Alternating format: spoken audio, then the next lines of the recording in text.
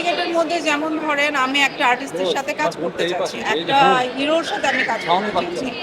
দেখা যাচ্ছে যে একজন প্রডিউসার বা একজন ডিরেক্টর সেই চায় না, সে আমাকে পছন্দ করছে না, বাট তার সাথে আমার ব্যাটে বলে নিচ্ছে না, ওই জায়গা থেকে আমি কাজ করতে পারছি না।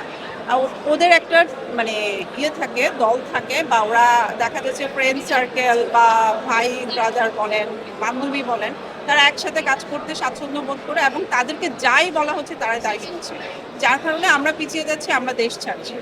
সে একটা কথাই বলবো, আমি একজন বড় আর্টিস্ট না, বাট আপনারাই যদি চান আমাদেরকে করতে পারেন, প্লিজ আমাদেরকে হেল্প করুন।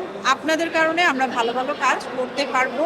আপনারাও যদি আমাদেরকে সহযোগিতা করেন, আমরা ভালো কাজ নিয়ে আসতে পারবো সামনে, এবং আমরা কখনো দেশ ত্যাগ করবো না।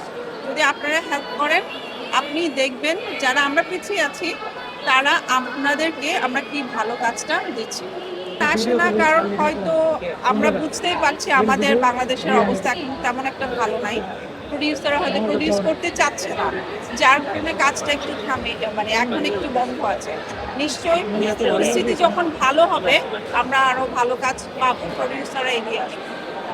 কারণ আপনি দেখবেন একই গল্প নিয়ে সবাই কাজ করছে, একই গল্পের মধ্যে আমরা আটকে আছি। আমরা চাই বলিউড হলিউডের মধ্যে গল্প নিয়ে সবাই আসুক, দেখবেন সবাই হলে যাবে, সবাই নতুন নতুন কাজ করার সুযোগ পাবে এবং হলেও এসে মুভি দেখবে।